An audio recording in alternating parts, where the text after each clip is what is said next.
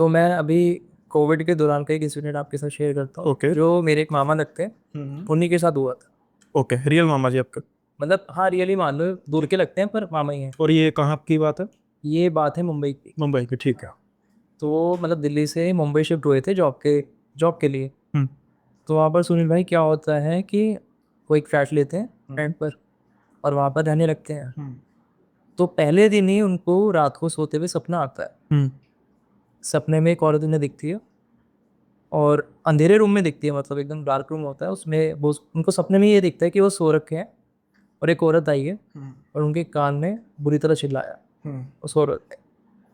और उस सपने से वो एकदम से जग जाते हैं, हम्म। और उन्हें लगता है कि शायद मेरा वहम होगा। वो वापस सो जाते हैं। दूसरे दिन क्या होता है, जब वो वापस सोते हैं तो दोबारा उन्हें एक औरत दिखती है। हम्म। वो बोलते हैं कि यहाँ से चला जा। हम्म। तब भी उन्हें लगता है कि मेरा वहम होगा, कि शायद मैं थका हुआ हूँ शिफ्टिंग के दौरान, क्योंकि काफ़ी थक गए थे। वो दोबारा उस चीज़ को इग्नोर करके सो जाते हैं। अगले दिन क्या होता है, लॉकडाउन लगने वाला होता है। हम्म। तो वो सोचते हैं कि मैं वापस घर चले जाता हूँ। अपना वो ताला लगा के फ्लैट पे घर पर आ जाते हैं, दिल्ली आ जाते हैं वापस। वहाँ पर क्या होता है सुनील भाई, जब वो दिल्ली आ जाते हैं तो एक बार उन्हें सपने में फिर से वो औरत दिखती है हम्म। और बोलती है कि वापस मत आइए।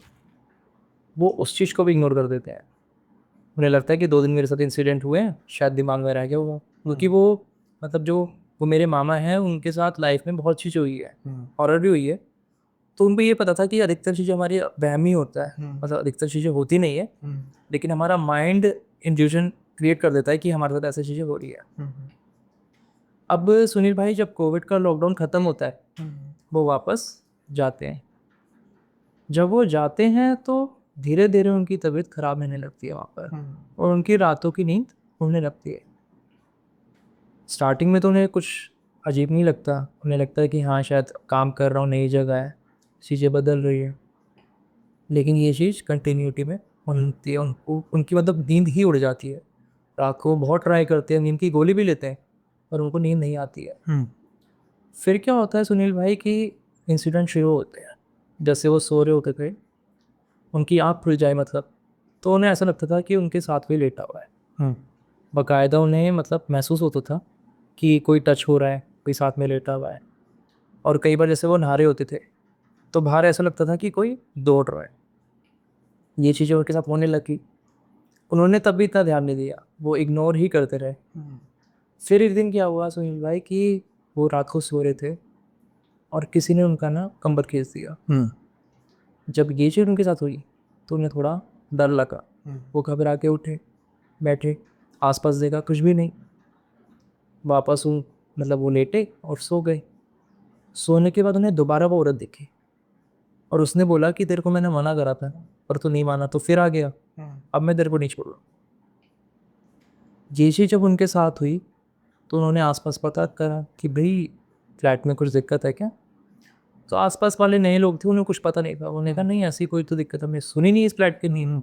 बाकी क्या पता आपके साथ फहम हो रहा हो, या क्या पता आपका चौराहे पे पैर आ गया हो। तो एक बार हनुमान मंदिर हो या ना। अब वो हनुमान मंदिर को कराए। वहाँ से आने के बाद उन्होंने क्या किया, हनुमान जी की प्रतिमा ले ली, क्योंकि नया फ्लैट था, वहाँ मंदिर तो था नहीं। हनुमान जी की प्रतिमा लगा दी और धूप बत्ती करना स्टार्ट करा। अब सुनील भाई, वहाँ क्या हुआ कि उस रात जब वो सो रहे थे, जो हनुमान जी की वो प्रतिमा थी वो गिर गई। ओके। जैसे ही वो नीचे गिरी, वो वापस खड़े हुए और उन्होंने देखा कि एक चूहा वहाँ से गुजर रहा है। हम्म। उन्होंने फिर से अपने माइंड को समझा लिया कि शायद ये चूहा चढ़ गया होगा, इस वजह से ये फोटो गिर रही। हम्म। वो अगले दिन दोबारा से उस फोटो को बनवा के लेके आए, जो क्योंकि मिरर वगैरह जो टूट गया था, वापस से लेकर आए, वापस से लगाए, धूप बत्ती करी, और अपना जो काम था वो करने लगे। लेकिन धीरे धीरे क्या होने लगा कि उनको ना डर लगने लगा। उनको रूम में एहसास होने लगा कि वो अकेले नहीं, कोई ना कोई उनको देख रहा है, घूर रहा है, और कोई ना कोई उनके साथ रह रहा है। जैसे कई बार उनको टीवी खुला मिलता था, बेड वो जचा के जाते थे लेकिन ख़राब मिलता था। और कई बार वो जब नहा रहे होते थे तो बाहर ऐसा लगता था कोई दौड़ रहा है, कोई घूम रहा है। ये चीज़ें बहुत रेगुलर होने लगी। तब उन्होंने अपने दोस्त को बताई ये बात, वहीं पर जो था। तो उसने बोला कि एक भगत जी हैं, उनसे तो मिल ले, क्या पता कोई दिक्कत हो सच में। तो मामा जी वहाँ गए, उनसे मिले। उन्होंने देखा उन्होंने बताया कि भाई उस घर में दिक्कत तो है, पर दिक्कत क्या है ये मुझे समझ नहीं आ रही, ये देखने के लिए मुझे आना ही पड़ेगा, लेकिन मैं अभी 3 दिन के लिए तो जा रहा हूँ, मैं 3 दिन बाद आऊँगा। फिर क्या हुआ सुनील भाई, उन्होंने 3 दिन का वेट करा, लेकिन इन 3 दिनों में उनके साथ बहुत ही डरावने किस्से हुए। लाइक वो जैसे ही सोते कोई उनको उठा देता। 3 दिन मतलब इतना बुरा हाल हो गया कि वो सो ही नहीं पा रहे थे। वो कुछ भी करते, कभी उन्हें पीछे से कोई दौड़, ऐसा लगता कोई दौड़ के गया है, कोई हंस रहा है, और वो एकदम निडर स्वभाव के इंसान थे, मतलब उन्हें बिल्कुल भी डर नहीं लगता था। लेकिन उनको भी डर लगने लगा, धीरे धीरे उनके साथ वो चीज़ इतनी कंटिन्यूटी में होने लगी कि उनके मन में डर बैठ गया। छोटी सी भी अगर आहट होती थी तो उनको ऐसे ही लगता था कि कोई स्पिरिट है, कोई चीज़ है। और नींद बिल्कुल आनी बंद हो गई थी, तो उनकी आंखों के नीचे डार्क सर्कल वगैरह भी आने लग गए। फिर 3 दिन बाद वो महाराज जी, मतलब वो भगत जी तो जो थे, वो वापस आए। अब वापस आने के बाद उनके फ्लैट पर आए, उन्होंने फ्लैट वगैरह देखा, कि बताया कि हाँ यहाँ पर कुछ है तो सही, लेकिन मैं ट्रीटमेंट करके जा रहा हूँ, इसके बाद तो मैं परेशान नहीं करेगी। वो महाराज जी ने जो भी इनके रिचुअल्स थे वो करने के बाद वो चले गए। पहले दिन कुछ नहीं हुआ, सब शांति से रहा। दूसरे दिन भी कुछ नहीं हुआ। तीसरे दिन क्या हुआ सुनील भाई, कि जो सामान है, सामान को वो एंटिटी फेंकने लगी। लाइक किचन का सामान था वो अपने आप गिर रहा, और जो टीवी यूनिट के पास जितना सामान रखा था वो सब अपने आप गिरने लगा। मतलब पूरा चहल पहल पूरी, मतलब उसने जितना कोहराम मचा सकती थी वो मचा दिया। अब इस चीज़ से क्या हुआ, ये ना डर के बैठ गए। इन्होंने ठान लिया कि मैं कल ही खाली कर दूंगा फ्लैट। सुबह इन्होंने सामान भी पैक कर लिया। सामान पैक करने के बाद जब ये जाने लगे तो इनके मन में आया कि यार मेरा घर है, मेरे घर में कोई मुझे कैसे डरा सकता है, मैं नहीं जाऊंगा, आज फिर रुकूंगा। अब ये इन्होंने अपने मन में ठाना और वापस फ्लैट में बैठ गए। बैठने के बाद इन्होंने सोचा कि आज रात को मैं देखूंगा। रात को बैठने के बाद इन्होंने पूरी रात हनुमान चालीसा पढ़ी। दिन तो क्योंकि ना आती, सुबह सोते थे। उस रात इनके साथ कुछ नहीं हुआ। तो इन्होंने सोचा कि मैं वही करा करूँगा, हनुमान चालीसा पढ़ा पाऊँ। तो ये वापस घर में आए, पूरी रात इन्होंने हनुमान चालीसा पढ़ी, और उस रात भी इनके साथ कुछ नहीं हुआ। ये आराम से सुबह सोई। तो इन्हें थोड़ा विश्वास हुआ कि अब हनुमान चालीसा मैं पढ़ा करूँगा और चीज़ें हैं जो शांत होने लग जाएगी। फिर क्या हुआ सुनील भाई कि ये ना बर्तन मांज रहे थे, बर्तन साफ कर रहे थे, और इन्होंने हनुमान चालीसा स्पीकर में चलाते छोड़ रखे। ओके। और दिन का टाइम था। अब बर्तन साफ करते करते ना आवाज़ आती है कुछ गिरने की। जब ये बाहर आके देखते हैं तो जिस स्पीकर में हनुमान चालीसा चल रही थी वो किसी ने गिरा रखा था। वो ओके। पूरा बर्बाद हो रखा था, और जो हनुमान जी की तस्वीर थी वो वापस से हिल गई थी। ये चीज़ देखने के बाद इनका जो डर था वो एक्सट्रीम लेवल पे पहुंच गया। क्योंकि नॉर्मली हमें लगता है कि भाई हनुमान चालीसा हम पढ़ लेते हैं, भूत पिशाच निकट नहीं आ, महावीर जब नाम सुना। लेकिन जो एंटिटी थी उसने हनुमान चालीसा ही बंद कर दी एक तरीके से। ये देखने के बाद इनका पूरा डर बैठ गया। इन्होंने वापस उन भगत जी को फ़ोन किया कि ऐसे ऐसे हुआ है। उन भगत जी ने एक एडवाइस दी कि भाई जितना जल्दी हो सके इस फ्लैट को खाली कर। इन्होंने सामान पैक करा और नीचे आए, और जाते जाते इन्होंने चौकीदार से पूछा कि भाई यहाँ पर क्या दिक्कत है। तब चौकीदार ने पूछा कौन से फ्लैट में रहते हो। तब उन्होंने बताया कि ऐसे ऐसे मेरे को 15 दिन हुए हैं, मतलब कोविड में तो मैं चला गया था, अभी वापस आया हूँ, 15 दिन से बहुत बुरा हाल चल रहा है। तब चौकीदार ने बताया कि सर आप जिस फ्लैट में रह रहे हो तो सानू से बंद है, और वहाँ पर तो वो 2 दिन से ज़्यादा किसी को रुकने नहीं देती है। आप पहले ऐसे इंसान हो कि आप 15 दिन वहाँ पर रुक पाए हो। ये सुन के ये और डर गए और ये वापस दिल्ली आ गए। पर रुकने कौन नहीं देती? वहाँ पर एक एंटिटी थी, मतलब उसके साथ क्या हुआ था ये तो किसी को नहीं पता था।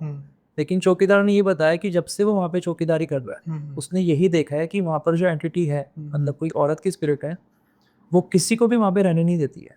और ये बात सोसाइटी के अधिकतर लोगों को पता है जो पुराने हैं, लेकिन जो नए लोग को नहीं बात पता नहीं थी।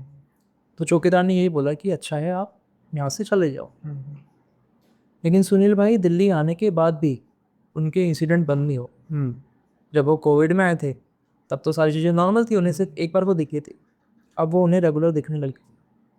मतलब वो दिन में भी मतलब कहीं जा रहे होते थे तो उन्हें लगता था कि उनके पीछे कोई चल रहा है। ऐसा उनके साथ रेगुलर होने लगा। कभी वो सो रहे होते थे, उनको कोई कंबल खींचे थे, और सपने में आके वो एक ही बात बोलती थी कि तेरे को मैंने मना किया था, तेरे को बोला था चले जा, पर तू नहीं मान। फिर उन्हें जो मतलब मेरे मामा जी थे, उन्हें पता लगा कि कोई गुरुजी है, उनसे जाके वो मिले, उनको दिखाया, तो उन्होंने बताया कि हाँ वहाँ पर एक एंटिटी जिसकी वहाँ पर मतलब उसके साथ गलत करके उसको मार रखा था, ओके। और जो उसकी बॉडी है वो वहीं पर उसी मतलब जगह पर नीचे दफना रखी है। ये ग्राउंड फ्लोर था? ये था तो 4th फ्लोर, लेकिन जहाँ पर वो बिल्डिंग बनी हुई थी उस जमीन के अंदर उस औरत की बॉडी दफना रखी। ओके। तो उन्होंने पूछा कि अब क्या करो, तो उन्होंने बोला कि वहाँ वापस तो जाना नहीं, और उन्होंने उनको एक धागा दिया, कुछ रिचुअल्स बताए, और ये बोला कि अगर हो सके तो मुंबई में जो वो जगह है वहाँ की पुलिस को उस जगह के बारे में इंफॉर्मेशन दो, और वो अगर हो सके तो उस बॉडी का अंतिम संस्कार करवाओ। जो मेरे मामा जी थे उन्होंने वहाँ पर जो पुलिस वाले थे उनको बताया, छानबीन हुई तो उस बिल्डिंग के नीचे सही में एक औरत की बॉडी कंकाल हो चुकी थी। किसकी थी क्या थी ये तो इन्फॉर्मेशन नहीं आ पाई, लेकिन हाँ पंडित द्वारा उस बॉडी का रिचुअल करवाया गया, तो उसको मतलब मुक्ति दिलवाई गई। ओके। उस दिन से उनके साथ कोई इंसिडेंट नहीं हुआ, वो शांति से रह पा रहे हैं। लेकिन अब वो वापस दिल्ली आ गए, अब वो मुंबई जाने की सोच ही नहीं रहे, क्योंकि उनके मन में वो डर बैठ चुका है। तो ये स्टोरी उनके साथ हुई। ओके।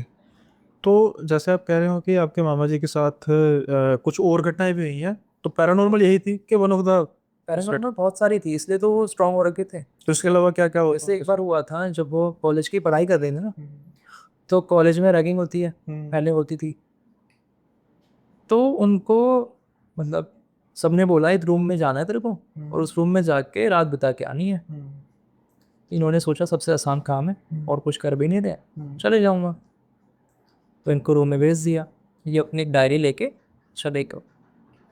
ये वहाँ पर डायरी पढ़ने लगे, पढ़ते पढ़ते इन्होंने देखा कि विंडो के पास ना एक सरदार जी ने दिखे, जिन्होंने हाथ ऐसे कर रखा अपना, और उनके हाथ में थोड़े बाल हैं। इन्होंने देखा, इन्होंने सोचा कोई खड़ा होगा, और वापस इग्नोर करके पढ़ने लगे। अब वो सरदार जी इनको कंटिन्यू देखते रहे, बहुत देर तक इनको देखते रहे। तो उनको थोड़ा अजीब लगा, उन्होंने बोला हाँ भाई कौन है भाई, उन्होंने कोई जवाब नहीं दिया। फिर ये वापस पढ़ने लग गए, फिर इन्होंने किताब बंद करी और अपना रूम में जाकर सो गए। अब सुबह इन्होंने ये बात सबको बताई कि भाई तुमने बोला था रूम में जाना है, मैं होकर आ गया। अब सारे लोग चौंक गए, हैरान हो गए। सबने बोला कि तू सही में उस कमरे में गया था? इन्होंने बोला हाँ। तो इन्होंने पूछा क्यों, ऐसे क्यों पूछ रहे हो, मतलब क्या था उसके? तब उन्होंने बताया कि भाई वो रूम तो हॉन्टेड है, और वहाँ पर एक सरदार की आत्मा घूमती है। ओके। जब ये बात इन्होंने सुनी तो इनको थोड़ा झटका लगा कि भाई मतलब क्या कह रहे हो तुम। तो इन्होंने बताया कि यार रात को ऐसे ऐसे एक सरदार मुझे दिखा। जब इन्होंने पूरा इंसिडेंट बताया कि इसके हाथ ऐसे थे, पुलिया बताया, और उसके हाथ में बाल थे, तब लोग और हैरान हो गए। तब उन लोगों ने बताया कि उस सरदार की रैगिंग करी थी, और कुछ लोगों ने उसके जो बाल हैं वो काट दिए थे। और सरदारों के लिए सुनील भाई बाल बहुत महत्वपूर्ण होते हैं। इस वजह से उस सरदार ने सुसाइड कर ली थी इसी रूम, और उस दिन से वो सरदार उस रूम में लोगों को दिखता है। ओके। बेशक कुछ कहता नहीं था, पर लोगों को डराता जरूर था। लोग डर जाते थे कह सकते हैं। हाँ ये कह सकते हो कि लोग डर जाते थे। तो ऐसे इंसिडेंट उनके साथ बहुत सारे हुए। इसके अलावा एक हुआ था सुनील भाई कि जो मेरे रियल मामा जी हैं, ये तो मतलब मेरे कजन मामा जी। हाँ, जो मेरे रियल मामा जी का घर है ऊपर हॉल बना हुआ है जिसमें मंदिर है, और वहाँ पर जो मेरे मामा जी थे वो ऊपरी चीज़ें निकालते थे। तो उस दिन मामा जी ने किसी की ऊपरी चीज़ निकाली थी, और निकाल के मामा जी नीचे चले गए थे। जो मेरे ये वाले मामा जी थे, ये हॉल के साथ ही एक रूम है, उसमें बैठ के अपना नहा रहे थे, क्योंकि पेंट हुआ था रूम में, तो पूरा रूम खाली था, तो ये वहीं पे बैठ के नहा रहे था। अब इन्हें ना हॉल में से छमछम की आवाज़ आई। छमछम की आवाज़, इन्होंने लैपटॉप वगैरह में गाने चला रखे थे और आराम से अपना नहा रहे थे। पहले तो इन्होंने इग्नोर कर दी, इन्हें दोबारा छमछम की आवाज़ आई, तो इन्होंने सोचा कि ये आवाज़ कहाँ से आ रही है, थोड़ा सा ध्यान दिया, इन्होंने लैपटॉप के गाने बंद करे। फिर वो छमछम की आवाज़ एकदम तेज हो गई, और ऐसा लग रहा है कि कोई बहुत तेज भाग रहा है। ये चीज़ देखने के बाद इन्होंने फटाफट तौलिया लपेटा और नीचे चले गए, और मतलब जो मेरे मामा जी हैं उनको जीजा बोलते थे वो, कि जीजा ऊपर तो ऐसे सो रहा है। तो मामा जी को ध्यान है, अरे हाँ यार कुछ निकाला था, वो शायद ऊपर ही रह गया। मामा जी ऊपर आए, मामा जी ने हॉल खोला, मतलब मंदिर का गेट खोला। तब वो मतलब मामा जी ने बताया कि वो छम छम की आवाज़ करती हुई वो चीज़ वहाँ से चली गई। तो ऐसे छोटे छोटे इंसिडेंट उनके साथ बहुत हुए थे, इस वजह से ही मतलब वो थोड़ा स्ट्रांग थे। तो मुंबई में जब उनके साथ ये चीज़ें हुई, इसलिए पहले उन्होंने इग्नोर करा कि हाँ, वरना नॉर्मल इंसान तो शायद पहले दिन ही डर जाए अगर उसे सपने में कोई आके बोल दे कि यहाँ से चले जाओ, वो भी अननोन फेस। सही। नॉर्मल इंसान तो वैसे ही डर जाए। तो ये चीज़ उनके साथ थी। तो भाई इसके अलावा ये तो आपकी हो गई जो बात मामा जी की, तो जब हम पहले डिस्कस करने लगे थे तो आपने कहा था कि इसके अलावा और भी कई किस्से हैं, तो उन पर बात करते हैं। एक किस्सा हुआ था सोहेल भाई मेरी मम्मी के साथ। ओके। वो ये था कि मेरी मम्मी ना मेरी सिस्टर को एग्ज़ाम दिलवाने के लिए ग्वादर गई। हम्म। वहाँ पर क्या हुआ कि एग्ज़ाम सेंटर के पास ही मम्मी वेट करती थी, 2-3 घंटे जितना टाइम लगे। तो वहाँ पर ना एक औरत मम्मी को रोज़ मिलती थी, मतलब देखती थी कि मम्मी वहाँ पर बैठी हुई। अब जो वो औरत थी, 2-3 दिन बाद उसने मम्मी को बोला कि आप गर्मी में परेशान होते हो, साथ में ही मेरा कमरा है, आप क्यों ना मेरे कमरे में वेट कर लो जब तक आपकी बेटी एग्ज़ाम दे रही है। कमरे में कूलर वगैरह लगा हुआ है, गर्मी का टाइम है। तो नॉर्मली मम्मी ना बैठती नहीं है, मतलब अननोन प्लेस पे जाना अवॉइड ही करती है। लेकिन मम्मी के साथ एक लेडी भी थी, मतलब 2-3 लेडी थी। उन्होंने बोला चलो ठीक है बैठ जाते हैं, वेट कर लेते। तो वो तीनों उस रूम में चली गई, वहाँ पर कूलर वगैरह लगा हुआ था, ठंडा रूम होता ही था। अब मम्मी को सुनील भाई नॉर्मली ना किसी अननोन प्लेस में ना नींद आती ही नहीं। मतलब अभी भी वो कहीं रिश्तेदार के भी घर जाती हैं, तो 1-2 दिन तो उन्हें सेटल होने में लग जाता है। होता है, कईयों के साथ होता हाँ, उन्हें नींद आती ही नहीं। तो वहाँ पर क्या हुआ, मम्मी को ना नींद आने लगी, और ऐसी नींद आने लगी कि उनसे कंट्रोल ही नहीं हो रही। वो सोच भी रही कि मुझे नींद क्यों आ रही है इतनी, पर वो सो गए। सोने के बाद सुनील भाई क्या हुआ कि मम्मी को ना मेरे नाना जी दिखे सपने में, और मम्मी को बोले कि छोरी खड़ी हो, और मम्मी नहीं उठे। फिर मम्मी को मेरे मामा जी दिखे, बड़े मामा जी, कि खड़ी हो यहाँ से उठ, और मम्मी ने तब भी कुछ नहीं सुना। उसके बाद क्या हुआ सुनील भाई कि मम्मी को हमारे जो गुरु जी हैं बाबा गोपाल नाथ जी, वो दिखे, और उन्होंने मम्मी को धमकाया कि खड़ी हो। फिर मम्मी एकदम से उठी। जब मम्मी उठी सुनील भाई, तो जो रूम का माहौल था ना वो पूरा बदला हुआ था। तो मम्मी को मतलब ये अगरबत्ती होती है ना, इसकी खुशबू आ रही, और बड़ा ही सुस्ती वाला माहौल हो रखा। फिर मम्मी ने जिस बेड पे मम्मी सो रखी थी उसके ना पीछे देखा, तो बेड के पीछे जो आले होते हैं ना, पुराने घर में आले होते हैं, आले में उस औरत ने अपना मंदिर बना रखा था। ओके। उस मंदिर में काली माता की तस्वीर और बहुत सारे तंत्र मंत्र का सामान रखा हुआ, और उस लेडी ने कुछ रिचुअल कर रखा था, और वो लेडी शायद मम्मी के ऊपर कोई रिचुअल ही कर रही थी, ओके। जिस चीज़ से महाराज जी ने आके मम्मी को बचाया। फिर अगले दिन भी उस लेडी ने बहुत ट्राई करा कि आप लोग रूम में रेस्ट कर लो, लेकिन मम्मी ने फिर उस पर इतना ध्यान दिया नहीं, मम्मी ने अवॉइड ही करा था। अब इस चीज़ का पता कैसे लगा, कंफर्म कैसे हुआ, कि जब मम्मी एग्ज़ाम दिला के वापस आई, तो जैसा मैंने बताया ना, मेरे जो मामा जी हैं वो हॉल में मतलब ये चीज़ें देखते थे, उतारते थे। तो जब मम्मी मामा जी के घर गई, मतलब मेरे नानी के घर गई, वहाँ पर जब मामा जी से मिली, तो मामा जी ने बोला कि तेरे को मैं उठाता रहता हूँ, तो उठती क्यों नहीं है? मैंने कहा मतलब? मामा जी ने बोला वो ग्वालियर में छोटी सी हाइट की औरत थी, तेरे को ले गई और तू चली भी गई और तू उठ नहीं रही। फिर मम्मी को ब्लिंक हुआ कि हाँ ऐसा हुआ था। तो मम्मी ने बताया कि हाँ, फिर मामा जी ने बताया कि वो जो लेडी थी वो अच्छी नहीं थी, कुछ मतलब ऐसी चीज़ें थी मम्मी के अंदर जो वो छीनना चाहते थे। ओके। लेकिन महाराज जी की वजह से वो महाराज जी ने मतलब मम्मी को बचा लिया, और उसका जो तंत्र था वो फेर करवा दिया। तो ये इंसिडेंट मेरी मम्मी के साथ ही हुआ था। ओके। और इसके अलावा और कौन से किस्से हैं? इसके अलावा मेरे साथ हुआ था, ओके। जो पहली बार मेरे साथ हुआ था एक्चुअल में, जो मैंने देखा था। सुहेल भाई मेरा ना जन्मदिन था, और ठंड का टाइम था, जनवरी का टाइम था, और मैंने पहली बार 2014 की बात है ये, मैंने पहली बार ना बर्थडे पार्टी रखी थी, मतलब नाइट में, कि पूरी रात पार्टी करेंगे। तो मैंने मेरे सारे दोस्तों को इनवाइट कर रखा था, और हमारी रूफ करछत पर हमने पार्टी का अरेंजमेंट कर रखी। तो 2014 में देखो छोटे ही थे हम, मतलब इतने बड़े तो नहीं थे। आज से मान लो 10 साल पहले, 11 साल हो गया। हाँ 10-11 साल पहले की बात है। तो मेरा एक फ्रेंड था शशांक, उसके घर से ना फ़ोन आ रहे थे बार बार कि भाई इसको भेज दो भेज दो, और टाइम 1-1:30 बज चुका था। तो हम छोटे तो थे, पर ये भी था कि भाई अकेले नहीं भेजेंगे क्योंकि घर थोड़ा दूर था। तो एक मेरा फ्रेंड आया हुआ था आसिफ रज़ा, ओके, उसकी बाइक थी। तो मेरे को बाइक चलानी आता बात ही नहीं थी। मेरा एक दोस्त और था यश, तो उसके साथ मिलके मैंने कहा शशांक को हम छोड़ के आ लेते हैं। उसने बोला ठीक है। अब हम शशांक को छोड़ने इसके घर गए। छोड़ते छोड़ते में 2 बज गए। 2 बजे हमने छोड़ दिया उसको। छोड़ने के बाद सुनील भाई जब हम आने लगे ना, एक गली में हमारी बाइक रुक गई। अब बाइक रुक गई, बाइक स्टार्ट ना हुई। थोड़ी देर तक देखा, पूरा अंधेरा, सन्नाटा एकदम। किक मारे जाएं, सेल्फ मारे जाएं, स्टार्ट हो ही नहीं रही है। थोड़ी देर में ना मुझे ऐसा लगा कि मैं पीछे मुड़ के देखूँ। अजीब सा, जैसे ऐसा लगता है ना हमें कोई देख रहा है, तो एक एहसास हो जाता है कि हमें कोई देख रहा है। मैंने पीछे मुड़ के देखा तो दूर मुझे 2 लोग सफ़ेद कपड़ों में, एक्चुअल जो मतलब सफ़ेद भी नहीं बोल सकते, एकदम शाइनिंग कपड़ा, जैसे सिल्वर और वाइट का मिक्स मान, ऐसा कपड़ा उन्होंने पहन रखा। और दूर से धीरे धीरे धीरे धीरे बहुत स्लो मतलब पास आ रहे। अब वो सिनेरियो देख के सुनील भाई मेरे ना होश उड़ गए पूरे। और जो यश था, यश का मुझे पता था वो बहुत ज़्यादा डरपोक था। मुझे ये पता था कि अगर मैंने इसको बोला ये बाइक यहीं छोड़ के भाग जाएगा, और बाइक किसी और की, तो मेरे को ये भी कि भाई बाइक पहुंचानी है, क्योंकि छोटे थे इतना समझ ही नहीं आ रहा था कैसे क्या करें। अब मैं जितने भगवानों के नाम मुझे याद थे ना मैंने सारे ले दिए, लेकिन बाइक स्टार्ट नहीं है।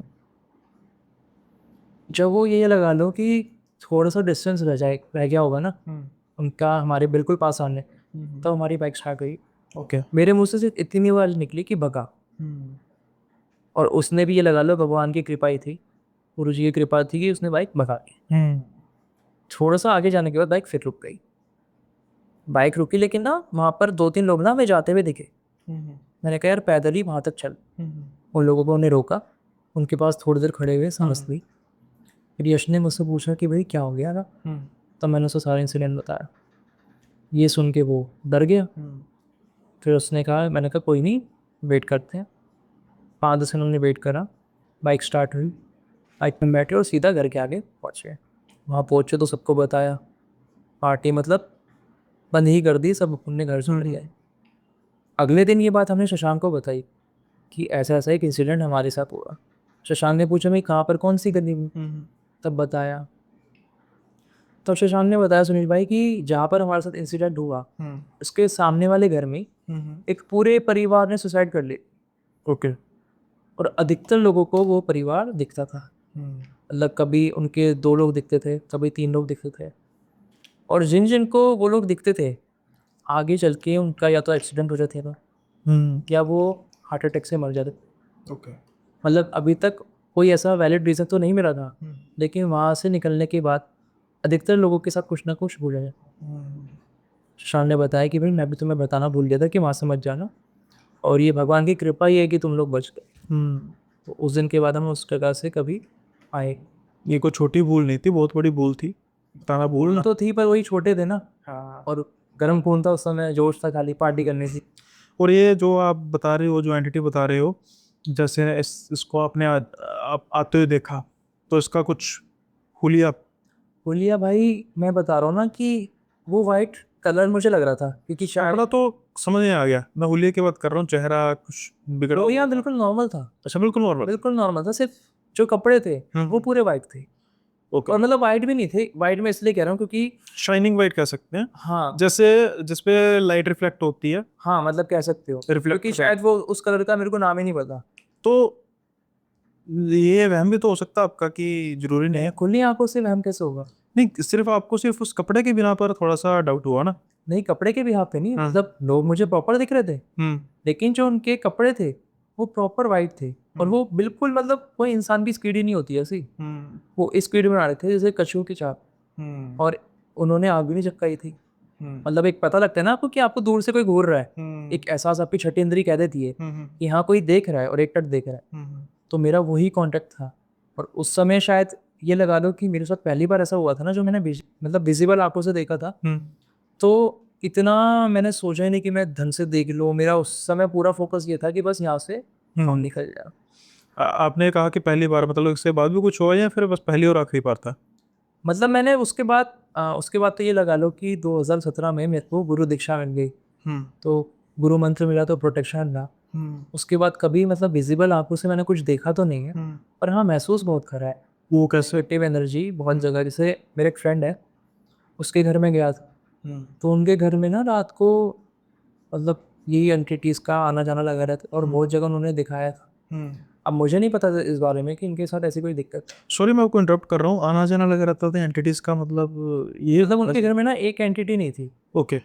जैसे नॉर्मली क्या होता है सुनील भाई, की स्पिरिट होती है या पिशाच होते हैं, इनके घर में यक्षिणी, शंकनी, और यहाँ तक कि ब्रह्म दैत्य तक को लोगों ने देखा। ब्रह्म राक्षस जिसे कहते हैं। ब्रह्म राक्षस जिसे कहते हैं। और उनके घर में काफ़ी तांत्रिक लोग आए थे। वो काफ़ी तांत्रिकों के आने के बाद ना, ये लगा लो उस जगह का इलाज तो हुआ नहीं, लेकिन वो और ख़राब हो गई। ओके। कि जो लोग आए उन्होंने अपनी तरीके से चीज़ों को ट्राई करा, लेकिन वहाँ पर एक ना द्वार खुल गया था कि इनके घर में भूत प्रेतों का आना जाना लगा रहता। ओके। जब पहली बार मैं उनके घर गया, तो मुझे एहसास हुआ कि ना इस घर में कुछ नेगेटिव था। जब मैंने अपने फ्रेंड को बताया, तो उसने चीज़ को एक्सेप्ट करा कि हाँ, फिर उसने पूरा इंसिडेंट बताया कि हाँ ऐसे ऐसे हुआ। मतलब उनके घर में ये लगा लो आज भी ये सीन है कि कोई जाके राजी नहीं है कि उन पर जाके इलाज कर ले, क्योंकि वहाँ पर इतनी मतलब इतना बुरा हाल है ना, जैसे ही वो ट्राई करते हैं ना घर को दिखवाने का या ठीक करने का, उनके घर में भूचाल बच जाता है। कोई स्पेसिफिक रीजन जिसकी वजह से उनके घर में ऐसा कुछ हुआ? रीज़न तो ये है, देखो सुनील भाई, जितना मुझे समझ आया कि उनके घर में जो यक्षिणी थी पहले उन्हीं का वास था, लेकिन ये लगा लो तांत्रिक वगैरह आए ना, इन्होंने क्या सोचा कि इस यक्षिणी को हम अपने बस में कर लें, क्योंकि यक्षिणी कोई प्रेत नहीं है, कोई भूत नहीं है, एक योनि है। और ये लगा लो माता की सेविकाएं होती हैं जी। तो काफ़ी पावरफुल होती हैं, और अगर यक्षिणी आपको सिद्ध हो जाए तो आपके बारे में आ रहे हैं। मतलब ये लगा लो कर्ण पिशाचनी वगैरह तो बहुत छोटी विद्या यक्षिणी के आगे।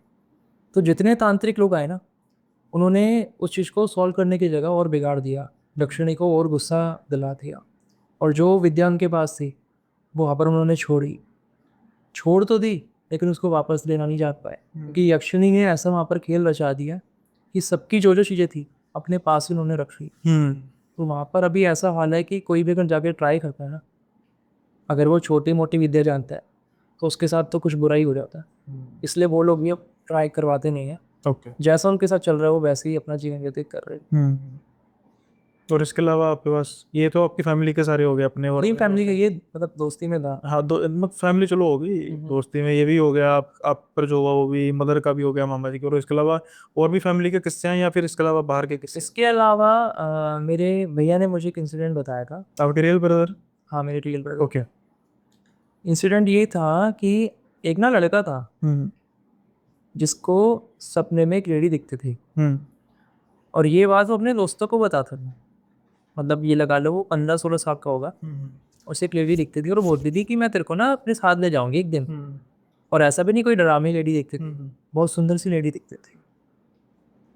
तो लड़का ये बात अपने दोस्तों को बताता था। अब ये लोग नशे वगैरह करते, उसके दोस्तों को लगता था कि ये पागल है, ऐसी कुछ कुछ बोलता रहता। वो लड़का बोलता था कि वो लेडी आती है मेरे पास और मेरे को बहुत प्यार से छूती है और बोलती है कि तेरे को एक दिन में अपने साथ ले जाओगी। जब ये बात इसने अपने घर पे बताई तो घर वालों ने भी इग्नोर करा, ज़्यादा ध्यान नहीं दिया। अब आपने बोला कि वैसे ही तरह वहम हो गया होगा, और घर वालों को पता था कि ये नशे करता है, तो इतना उन्होंने ध्यान नहीं दिया। फिर क्या हुआ, जब ये 18 साल का हुआ तो वो जो लेडी है ये बोलता था कि इसको प्रत्यक्ष दिखने लगी। मतलब वो आती थी, इसके पास बैठती थी, इससे बात करती थी और चली जाती थी। अब ये तो बोलता था कि इसको दिखती है, लेकिन अगर इसके आसपास कोई होता था उसको नहीं दिखती थी। ये चीज़ इसके साथ बहुत होने लगी। जब इसका 18th बर्थडे आया और मतलब 6 महीने बीत गए, 6 महीने बाद सुनील भाई वो जो लड़का है वो मरा हुआ मिला। ओके। और अजीब बात ये थी कि जो उसका प्राइवेट पार्ट था वो गायब था। वो मतलब ऐसा था कि वहाँ पर कभी भी प्राइवेट पार्ट था ही नहीं। तब इसके घर वालों को रियलाइज़ हुआ और उसके दोस्तों को रियलाइज़ हुआ कि शायद ये कुछ सच ही हमें बता रहा था। हाँ, ये तो इम्पॉसिबल है। इम्पॉसिबल है। मतलब एक लड़की का जेंडर ऐसा हो गया था कि वहाँ पर कुछ था ही नहीं, कभी कुछ रहा ही नहीं। वो ये इंसिडेंट मैंने सुना था। ओके ओके, ये आपके भैया ने बताया, उनके आगे कोई उन्होंने कहीं से सुनी थी। सही से सुनी थे? और जैसे कि अभी आपने जो चैनल शुरू किया यूट्यूब का, तो उस पे जो आपको वीडियोस आ रही हैं, बना रहे हैं आप, उसके सोर्सेज क्या है? मतलब आपको सब्सक्राइबर भेजते हैं या फिर ऐसे ही कहीं से आपको भी पता लगता है? कुछ स्टोरी तो मेरे को इंस्टाग्राम के थ्रू मिलती है, क्योंकि मेरा मेनली इंस्टाग्राम पे रहा ना पहले। बाकी कुछ स्टोरीज मेरी खुद की एक्सपीरियंस है जो मैंने सुनी है, जी। क्योंकि मतलब ये लगा लो बचपन से ही जिस चीज़ में मेरा इंटरेस्ट है, स्पिरिचुअलिटी में और ये हॉरर में इंटरेस्ट रहा है, तो काफ़ी लोगों से मिला हूँ, काफ़ी तांत्रिकों से भी मिला हूँ और काफ़ी जो इस चीज़ के जानकार हैं उनसे भी मिला हूँ। तो मोस्टली वही घटनाएं मुझे पता है जो असलियत में हुई है। बाकी स्टोरीज तो देखो बहुत है। तो जो इंस्टा पे आपको स्टोरीज आती है, उनमें से कुछ ऐसी किस्से जो आपको लगता है कि यार सच झूठ तो बात की बात है, लेकिन भाई सच में बड़े डरावने हैं? डरावनी एक स्टोरी थी ब्रह्म राक्षस की। ओके। एक मतलब ये स्टोरी पुरानी है। एक अशोक पंडित जी थे और मतलब थोड़े गरीब ब्राह्मण थे, इतना वो था नहीं सोर्स ऑफ इनकम, बड़ी मुश्किल से गुजारा हो रहा था। लेकिन ये भैरव बाबा के भक्त थे, मतलब चाहे कुछ भी वो जीवन में भैरव बाबा को हमेशा याद रखते थे। ओके। अब इनके पास एक ना सेठ आते हैं और वो बोलते हैं कि जी हमारे घर में आपको ना हवन करना है और मैं उसकी ये मुद्राएं आपको दूंगा। अच्छी मुद्राएं मतलब उन्होंने, लेकिन हवन होगा रात को। और ये लगा लो आज से 100-150 साल पहले की स्टोरी, काफी पुराने। काफ़ी पुरानी स्टोरी। तो जो पंडित जी थे वो मान गए कि ठीक है, उन्हें सिर्फ लगा कि हाँ शायद भगवान ने मेरी सुन ली है, अच्छी मुद्राएं मिल रही है तो मैं चला जाता हूँ। चले गए। अब क्या था कि पहले टाइम पे इतना पता तो लगता नहीं था, तो इन्होंने रात को हवन करा। हवन करते करते इनको 1-1:30 बज गया था। तो इन्होंने सोचा कि अब मैं रात को ही निकल लेता हूँ, थोड़ी देर में सुबह होने ही वाली है और अपने घर पहुँच जाऊँगा। अब सेठ ने बोला भी कि भाई अभी रात का समय है, सूर्योदय का आप वेट कर लो फिर निकल जाना। पर इन्होंने नहीं सुना, ये चले गए। अब वहाँ पर क्या हुआ सुनील भाई कि ये जा रहे थे ना, एक बरगद का पेड़ आया। जैसे ही इन्होंने पेड़ क्रॉस करा, इनको आवाज़ आई कि पंडित मिठाई तो खिला दे। ओके। इन्होंने आसपास देखा, कुछ नहीं देखा। इन्होंने पूरा मतलब टटोला कि आसपास कोई हो, दूर देखा, कुछ नहीं देखा। ये अपनी फिर जाने लगे। फिर से आवाज़ आई कि पंडित खिला तो जा। इन्होंने फिर आसपास देखा, कुछ नहीं दिखा। फिर वापस जब ये मुड़े तो इन्हें आवाज़ आई धम से, जैसे कोई चीज़ नीचे गिरी। अच्छा। हाँ। जब ये पीछे मुड़े तो इन्हें एक इंसान दिखा। वो इंसान बोला कि भाई ये मिठाई खिला दे। अब पंडित जी, मैंने बताया कि स्थिति थोड़ी अच्छी थी नहीं। पंडित जी काफ़ी खुश थे कि आज मिठाई मिली है, व्यंजन मिले, तो मैं अपने बच्चों को खिलाऊंगा। इन्होंने मना कर दिया। ये बोले कि भाई आज काफ़ी टाइम बाद मुझे ये सामान मिला है, ये तो मैं मेरे बच्चों को खिलाऊंगा, मैं तुम्हें नहीं दे सकता। वो बोला कि पंडित सोच ले, थोड़ा सा खिला दे मेरे को। ये नहीं माने भाई। तब उस एंटिटी ने अपना असली रूप दिखाया। वो एक ब्रह्म राक्षस था। उसका मतलब आकार लंबा हो गया, उसके सींग वगैरह आ गए। अब पंडित जी घबरा गए, डर गए।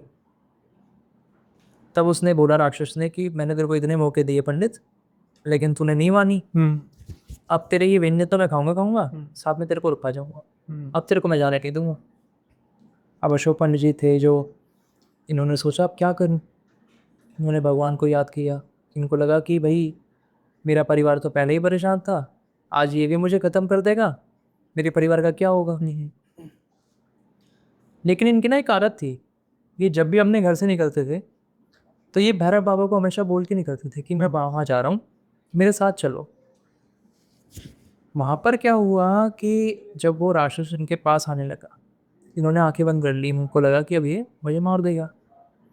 जब काफ़ी देर तक कोई प्रतिक्रिया नहीं हुई, इन्होंने आंखें खोली तो देखा राक्षस पीछे खड़ा हुआ है, दूर खड़ा हुआ है। तो इन्होंने आसपास देखा, इन्हें कुछ समझ नहीं आ रहा। तो जो वो राक्षस था वो बोला कि पंडित तूने दगाबाजी कर दी, इसको भी लेके आ गया। तब इन्होंने बोला किसको लेके आ गया। कह रहे ये पीछे खड़ा तेरे। पंडित जी ने पीछे देखा, उन्हें कोई नहीं दिख रहा। तब पंडित जी ने देखा कि राक्षस ऊपर की तरफ कुछ देख रहा है। जब पंडित जी ने वापस अपने पीछे ऊपर की तरफ देखा तो धुएं की आकृति में उन्हें लगा कि भैरव बाबा आ गए हैं और भैरव बाबा उनके पीछे खड़े हैं। ओके। तब पंडित जी समझ गए कि भैरव बाबा ने बचाने आए यहाँ को। तो उन्होंने वहीं पर भैरव बाबा का जयकारा लगाया और अपना सामान लेके जाने लगे। और वो राक्षस वापस घर पे रखे, मतलब भैरव जी ने आके उनकी रक्षा कर। वरना ब्रह्म राक्षस है तो आप समझ ही सकते हो कि कितनी खतरनाक एंटिटी है। सही। बहुत विरले लोग ही बच पाते हैं। और इनका ये भी, अगर ये प्रसन्न हो जाए तो वारे नहीं आ रहे हैं, लेकिन अगर रुष्ट हो जाए तो आपको कोई विरला ही बचा सकता। सही है। लेकिन इसमें तो जो अशोक पंडित जी थे वो तो उनकी किस्मत नहीं थी, उन्होंने मना करके बहुत अच्छा किया। अब ब्रह्म राक्षस खुश हो जाता तो चाहे वो धन वो सब कुछ कर देता, लेकिन है तो एक दैत्य है ना। वहीं उसी समय उनको भैरव नजर आ गए, उनका दर्शन मिल गया, इससे बड़ा क्या हो सकता। दैत्य तो है, लेकिन इसमें सुनील भाई एक बात है, ब्रह्म राक्षस कोई कैसे बनता है ये पता है आपको? उसमें जहाँ तक मेरी नॉलेज है कि जो भी पंडित हो, जो अपने समय में काफ़ी ज्ञानी रहा हो, लेकिन कुछ कुछ के दुष्कर्म रहे हो जिसकी वजह से ज्ञान तो होता है लेकिन अब उसको मरने के बाद प्रेत जोनी मिल जाती है। हाँ, और वो भटकता रहता है उससे। बिल्कुल सही कह रहे हो आप। लेकिन इसमें बात ये है कि उसे ज्ञान होता है तो उसके अंदर अच्छाई और बुराई दोनों होती है। आपको लगता है कि जो ज्ञान होने से कोई इंसान अच्छा हो जाता है? बात ये है सुनील भाई कि अब सही क्या है ये हमें पता तो है, लेकिन ये हमारे ऊपर है कि हम उस पर चले या ना चाहिए। नहीं वो ठीक है। लेकिन कहीं ना कहीं मतलब हमें पता है ना कि सही क्या है। फिर मैं बोलता हूँ, मैं अब एक बार फिर से आपसे कहता हूँ कि आपके कहने का मतलब है कि ब्रह्म राक्षस के अंदर ज्ञान है, इसलिए हमें मतलब वो भी अगर हम पर खुश होता है तो हमें ये मानना चाहिए कि वो भी एक मतलब एक, आपके कहने का मतलब कहीं ना कहीं ब्राह्मण और एक मतलब उसकी वजह से जो उसके अंदर ज्ञान है उसकी वजह से वो उसकी अच्छाई है। नहीं, मैं ये नहीं कह रहा। हम्म। मैं ये कह रहा हूँ कि जब उसने ज्ञान प्राप्त करा होगा तो कभी ना कभी वो अच्छा रहा होगा ना, तभी तो उसका ज्ञान लेने के लिए। तो फिर वो प्रेत जोनी में क्यों भटक रहा मैं है? बता रहा हूँ ना भाई, हाँ। उसमें ये रहा कि अब जैसे रावण है, हाँ रावण ने शिव जी की असीम भक्ति करी, जी। लेकिन कुछ दुष्कर्म की वजह से हम्म। उन वो भ्रमित हुए, हाँ। तो वो पाप के रास्ते में चले गए। हाँ। उनकी नज़र में वो पाप नहीं था हम्म। जब वो कर रहे थे, लेकिन एक्चुअल में था तो पाप ही। हाँ। अब ऐसे ही जो ब्रह्म राक्षस है, हाँ। जब ये ज्ञान अर्जित करते हैं हाँ। उस दौरान ये वेदों का, हाँ। मंत्रों का उच्चारण करते हैं, सही है। भक्ति करते हैं, हाँ। सत्कर्म नहीं करते उस दौरान तो। हाँ। लेकिन बाद में कुछ इनके कर्म ऐसे हो जाते हैं, अहंकार से मान लो या कैसे भी मान लो, कि वो दुष्कर्म में बदल जाते हैं। आपको क्या लगता है जो वेद है पुराना उनको पढ़ने से क्या होता है? थोड़ी बहुत हमें देखो ज्ञान आता है। ज्ञान आता है, लेकिन बात यह है कि हम उसे किस तरीके से पढ़ते नहीं वो भी ठीक है। हैं। देखो जिस तरीके से मर्जी पढ़े, लिखा तो उसमें अच्छा ही है ना। अच्छा लिखा है सुनील भाई, लेकिन आपके ऊपर है ना, आप उसे कैसे समझे। फिर वही बात, मैं रामायण पढ़ के ये थोड़ी कह सकता हूँ कि रावण बड़ा पराक्रमी था। लेकिन बात देखो रामायण में भी ये है ना कि काफी लोग आज भी ये कहते हैं हम्म। कि लक्ष्मण जी ने सूर्पनखा की नाक क्यों काटी, हाँ। समझा के भी भेज सकते थे। हाँ। वही रामायण हम लोगों ने भी पढ़ी है। पंजाबी में ना एक कहावत है, उसका मैं आपको काट बताता हूँ, उसका समझा भी दूंगा। मतलब आए गए नु देख, सिर चढ़े नु तेग। इसका मतलब पता है क्या है? बताओ। आए गए नु देख, सिर चढ़े नु तेग। जो आया गया मतलब को आ रहा है हमारे घर पे, देख क्या होती है, बड़ी सी जिसमें लंगर पकता है। जो आ रहा है उसको खिलाओ पिलाओ सेवा करो। जो सर पे चढ़ गया फिर उसके लिए तेग तलवार है ही। अब रामायण में क्या वर्णित है कि जो वो शूर्पणखा थी वो क्या करने जा रही थी, सीता माता पर हमला। तो फिर उस समय आपको लगता है कि एक इंसान जब हमलावर हो गया उस समय समझाने की गुंजाइश होती है कुछ? बिल्कुल नहीं होती। तो फिर मैं आपको वही तो बोल रहा हूँ हाँ, कि सबका पर्सपेक्टिव अलग है। नहीं पर्सपेक्ट जैसे देखिए देखो, सत्य है। अब देखिए प्लीज आप थोड़ा सा इस चीज में माइंड मत करना कि मैं आपकी बात को बार बार काट रहा हूँ। सत्य एक ही होता है, सत्य का कोई ऑल्टरनेटिव नहीं होता। समझ गए आप? हम ये नहीं कह सकते कि एग्जाम्पल के तौर पे कि हम कहते हैं कि ये चीज सच है, लेकिन ऐसा भी ऐसा नहीं, सत्य एक ही है। सत्य को कभी भी तोड़ा मड़ोड़ा, जहां पर सत्य को तोड़ मरोड़ करने की कोशिश की फिर वो सत्य नहीं रहेगा। सत्य से प्योर कुछ नहीं हो सकता, और सत्य को इम्प्योर करोगे फिर वो सत्य नहीं रहेगा। इसलिए ग्रंथों में जो लिखा है हम ये नहीं कह सकते, हम उसको अपने हिसाब से कर सकते हैं। अब मैं इस बात पर क्यों जोर दे रहा था, मैं इसलिए जोर दे रहा था कि आपने एक बात कही कि ब्रह्म राक्षस है उसको बड़ा ज्ञान होता है, लेकिन उसको ये नहीं पता कि जो वो कर रहा है कि वो गलत काम है, और उसके बाद वो प्रेत योनि में पड़ जाता है। नहीं, मैं ये नहीं कह रहा हूँ। मैं ये कह रहा हूँ कि जिस दौरान वो ज्ञान प्राप्त कर रहे होंगे, कभी ना कभी तो वो अच्छे रहे होंगे ना, थोड़ा बहुत, सही है, है बिल्कुल ना, ठीक है। है ना। लेकिन जब बाद में उन्होंने दुष्कर्म करे, ठीक है। उस वजह से उन्हें वो योनि मिली। ठीक है तो अब जब वो उस योनि में चले जाए, जी। तो कहीं ना कहीं किसी कॉर्नर में तो उन्हें पता होगा ना कि उन्होंने कुछ दुष्कर्म करे हैं, इस वजह से बिल्कुल ठीक है। मुक्ति नहीं। ठीक है। अब वो उनके ऊपर है कि वो उस योनि में आने के बाद क्या करते हैं, अच्छे कर्म करते हैं, कि प्रेत बनने के बाद भी लोगों की मुक्ति हो जाती है कि टाइम पर, अगर वो सत्कर्म करें, भगवान का नाम लें। जैसे आपने सुना होगा कि तुलसीदास जी को भी एक प्रेत ने बताया था हनुमान जी के दर्शन कैसे करते पता है ना। तो ये हमारे ऊपर होता है हमेशा कि हमें सही मार्ग चुनना है या गलत मार्ग चुनना है। और मैं इस इंसिडेंट की अगर बात करूं, तो इस इंसिडेंट में आप जैसे कह रहे थे ना, इसमें तो ब्रह्म राक्षस अभी भी प्रेती है, वो अभी भी बुरा ही है। अगर वो एक इंसान को खाने की बात कर रहा है तो उसमें अच्छाई किस चीज़ की है ना, ये भी है। और जहां तक रही बात की, आप समझिए ज्ञानी का मतलब क्या होता है, जैसे ज्ञान हो, और जैसे यही नहीं पता कि वो जो बुरा कर रहा है वो बुरा है कि नहीं, फिर वो ज्ञानी नहीं है, वो महामूर्ख है। नहीं, ठीक बात। कार्तिक भाई, इसके अलावा अब हम चलते हैं, इस मुद्दे से थोड़ा सा आगे बढ़ते हैं। जैसे मैंने कहा कि आपको इंस्टा पेज में आप ब्रह्म राक्षस की स्टोरी थी, इसके अलावा कोई वियर्ड स्टोरी आई हो जिसमें हो सकता है वो सच हो या झूठ हो, वो बात के बाद आपको वियर्ड लगी हो, यार बड़ी अजीब सी बात है। एक मैंने सेक्टर 9 की स्टोरी सुनी थी। ये द्वारका, हाँ, वो पेड़ वाली। पेड़ वाली। हाँ हाँ। हाँ, उसमें मैंने ये सुना था कि 2004 या 3 की बात है। हम्म। दो तीन दोस्त थे और वो वहाँ पर जाते हैं और बोलते हैं कि भाई वहाँ पर जाकर वो लोग ड्रिंक वगैरह करते हैं, उनके साथ कुछ भी नहीं होता।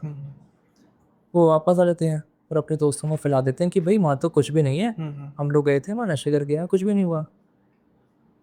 अब जो उनके दोस्त थे उन्होंने बोला कि भाई एक विशेष तारीख उन्होंने बताई कि उस दिन अमावस्या की रात है, उस दिन तुम जाना और उसके बाद तुम लोग देखो कि कुछ होता है तुम्हारे साथ या नहीं होता।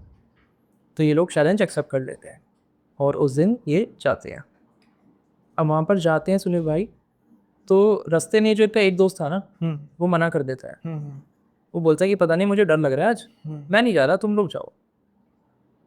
तो वो उतर जाता है। अमित और तरुण थे, ये चले जाते हैं। अब ये जाते हैं वहाँ, गाड़ी रोकते हैं पेड़ के नीचे और अपना नशे वगैरह करना लगते हैं। थोड़ी देर बाद ना इनको आवाज़ आती है ढंग से कि कुछ गिरा है। तो अमित देखने के लिए बाहर उतरता है, देखता है उसे आसपास कुछ नहीं दिखता, वापस आके गाड़ी में बैठ लेता है। गाड़ी स्टार्ट करने की कोशिश करता है, वो सोचता है कि कुछ जब दिख ही नहीं रहा है तो 1-2 घंटा वहाँ पे बीत चुका होते हैं, तो वो घर ही चल लेते हैं। अब ये गाड़ी स्टार्ट करते हैं पर गाड़ी स्टार्ट होती नहीं। अब बहुत देर हो जाती है कि भाई गाड़ी स्टार्ट ही नहीं हो रही है। तो जो तरुण है वो बोलता है कि एक बार मैं इंजन देखता हूँ कि कहीं इंजन में तो कुछ खराबी हो। तो ये बाहर उतरता है और गाड़ी खोलता है और देखने लगता है। अब अंदर अमित बैठा होता है। 10 मिनट बीतते हैं, 15 मिनट बीतते हैं, बहुत देर हो जाती है। कुछ भी रिस्पॉन्स ना तरुण दे रहा होता है, ना कोई आवाज़ आ रही होती है।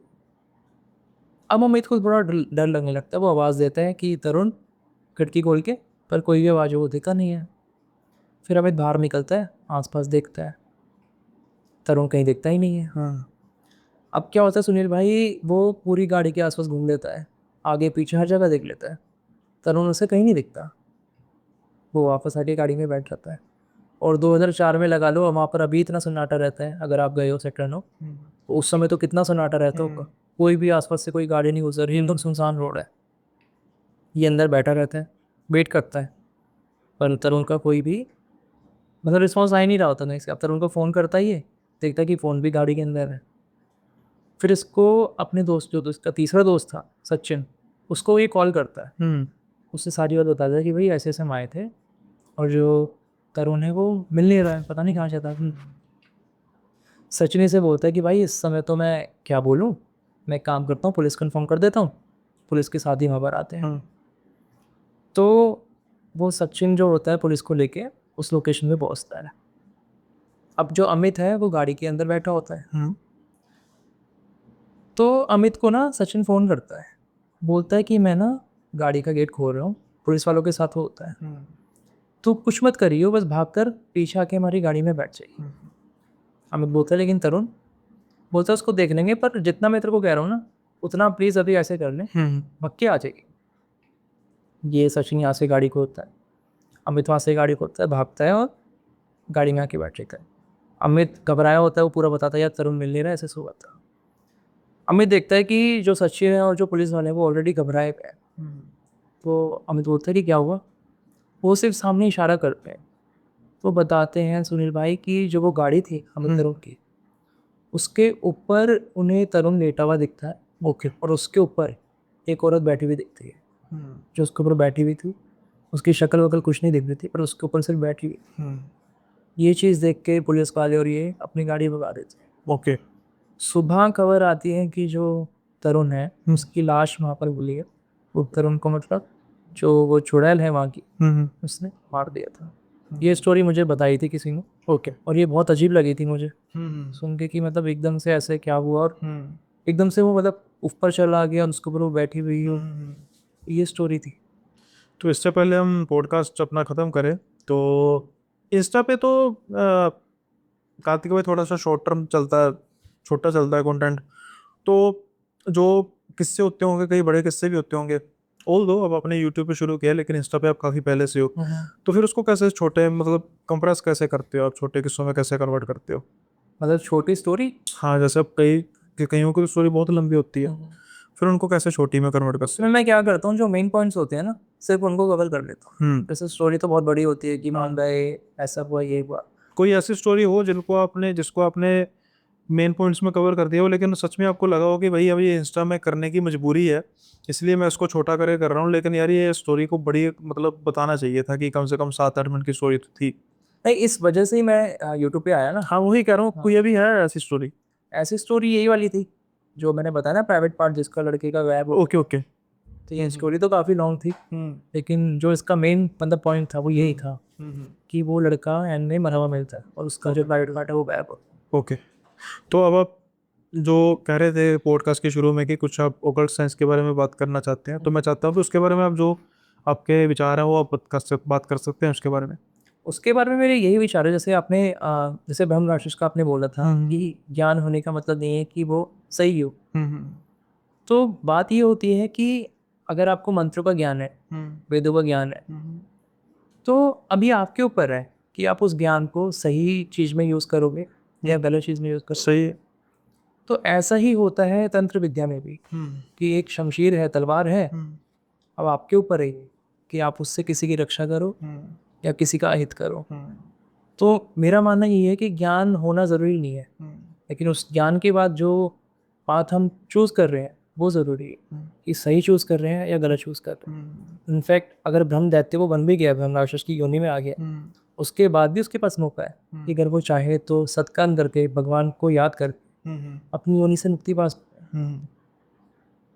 तो आजकल जो ये तंत्र विद्या को बड़ा नॉर्मलाइज किया जा रहा है, कहने का मतलब है कि कुछ चीज़ों को नॉर्मलाइज किया जा रहा है, जैसे वशीकरण हो गया, या फिर जैसे कुछ ऐसे छोटे मोटे टोटके जिनको ये कहकर प्रमोट किया जा रहा है कि नहीं नहीं ये तो भाई अब आज के ज़माने में कॉम्पिटिटिव ज़माना है, कई बार कुछ चीज़ें को ज़रूरी भी हो जाता है, तो इसके लिए ये बुरा नहीं है, ये मतलब अगर कुछ सही तरीके से किया जाए अच्छा है। लेकिन क्या ये उस जो नेचर है, कुदरत की जो एक लाइन चल रही है, उसमें छेड़छाड़ नहीं है? छेड़छाड़ है बिल्कुल। देखो सुनील भाई, दो तरीके के लोग होते हैं। एक डेस्टिनी पे बिलीव करते हैं, जी। जो भगवान ने आपकी किस्मत में लिखा है उस पर बिलीव करते हैं। दूसरे होते हैं जो ट्राई करते हैं कि किसी तरीके से छीन ले या किसी भी तरीके से हम वो चीज़ पा लें। जैसे रावण थे, जब मेघनाथ का जन्म होने वाला था तो रावण ने नवग्रह को कैद कर लिया था और ऐसी जगह पे बिठा दिया था कि अगर उस दौरान जो मेघनाथ थे उनका जन्म हो जाता तो संसार में कोई उन्हें परास्त नहीं कर पाता। लेकिन अंत समय पे जो शनि महाराज थे उन्होंने अपनी दिशा बदल ली थी और उस दिशा के कारण ही मेघनाथ का वध हो पाया। सही।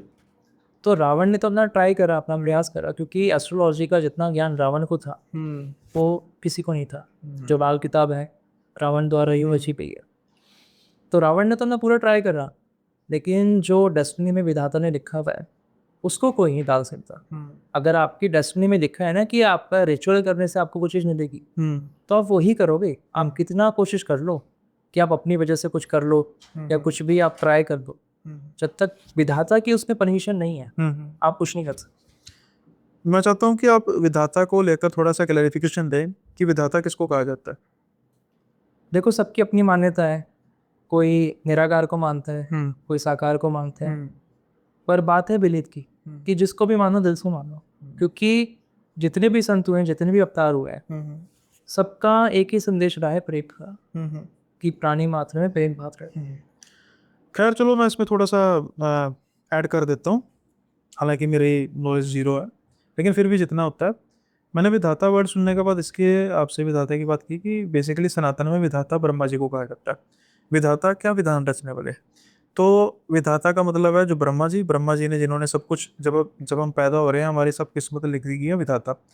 तो विधाता is not a supreme power, he is one of the power. विधाता, जैसे हम कह रहे हैं ना कि जो विधाता ने कह दिया बिल्कुल ठीक बात है, जो ब्रह्मा जी ने लिख दिया, जिसकी किस्मत लिख दी। पर इस सारे ब्रह्मांड में, इस ब्रह्मांडों के ब्रह्मांड में, आपको पता मल्टीवर्स ये सब में सिर्फ एक ऐसी शक्ति है जो विधाता को भी बदल सकती है, विधाता के विधान को बदल सकती है, वो शिव जी। सिर्फ शिव ही हैं जो सब कुछ बदल सकते हैं। तो जैसे आपने कहा कि जो कर्मों का फल है, कई लोग सोचेंगे कि एग्जाम्पल के तौर पे कि किसी एस्ट्रोलॉजर ने कह दिया कि आपके जीवन में सफलता है ही नहीं है, तो ये मत समझिए कि उसने कह दिया तो वही होगा। मैं इसलिए नहीं, थोड़ा बिल्कुल सा, रहेगा। हाँ, तो आपके कर्म, हो सकता है कि पिछले कर्म की वजह से शायद वो आपके डिले हों इस बार के कर्म, लेकिन इस बार अगर आप अच्छे कर्म कर रहे हैं तो फिर विधान बदलने में कोई ज़्यादा वक्त लगता नहीं है। नहीं, आप बिल्कुल कह रहे हो। मैं जो मैंने विधाता संबोधित करा है ना, वो मैंने ब्रह्मा जी के लिए नहीं करा है। वो मैंने उस अपार शक्ति के लिए कह रहा है कि जो एक अपार शक्ति है, वो जो चाहेगी वही होगा। जाना तो वहीं पर ही है ना, आखिर वो तो जाना तो वहीं जैसे पर ही एक है। दोहा है कबीर जी का कि गोविंद से गुरु बड़ा, जो कोई करे पसंद, गोविंद गिरे जाल में, गुरु काट दे फंद। दोनों है इसमें, गुरु का दोनों खड़े। मतलब है कि अगर एक बार को जो गोविंद है, मतलब भगवान है, वो तो आपको आपके कर्मों की सजा देंगे, लेकिन अगर आपने गुरु का हाथ पकड़ा हुआ है, आप गुरु के सानिध्य में हो, तो गुरु महाराज ऐसी कृपा करेंगे कि जो आपको 100% भुगतना है वो 10% पे ले आए। लेकिन इस बात का ध्यान रखें कि कर्म भी कुछ ऐसा हो जो माफी लायक हो। वो तो ऑब्वियस है, वो तो ऑब्वियस। ये नहीं कि भाई एक कोई हीनियस क्राइम करने के बाद गुरु की तरफ जाएंगे, भाई आप मृत्युदंड मेरा 1 साल में बदल जाए, तो ऐसा कुछ नहीं होता। और मृत्युदंड किस चीज़ों के लिए मिलता है वो समझ ही गई होंगे। तो हो गया। हाँ, तो भाई कर्म, और वो भी कर्म जो हमसे अनजाने में हुए हैं, ना कि जानबूझकर किया गया कर्म और उसके बाद हमारी माफी, उसमें कोई माफी नहीं है। जानकर भी देखो, मेरा मानना इसमें ये है पर्सनली कि अगर उस कर्म का हमें रियलाइजेशन हो गया है या हमसे बहुत हाँ, वो भी ठीक है, गलती हो गई है, वो भी ठीक है। तो भी परमात्मा हमें माफ कर देता पश्चाताप जो होता है ना, वो भी अपने आप में एक सजा होती है, जिसकी आग में इंसान खुद जलता है। है। तो फिर वो खुद ही सजा भुगत रहा होता है, तो परमात्मा को इस चीज़ का होता है कि ठीक है, एक इंसान इस चीज़ का पश्चाताप कर रहा है तो कोई बात नहीं। लेकिन वो कहते हैं ना कि बस एक ही बार हो ऐसी चीज़ें, एक बार की गलती दूसरी बार का गुनाह होता है। हाँ, बिल्कुल। तो गलती तक अगर सीमित रही जाए तो बात ठीक होती है। बड़ा मज़ा आया कार्तिक भाई आपके साथ बात करके। और भाई आजकल का ज़माना ये है कि लोग ना कंपटीशन को ना बड़े गलत तरीके से लेते हैं। कंपटीशन मतलब कि भाई मैं भी स्टोरी टेलर हूँ, आप भी हो।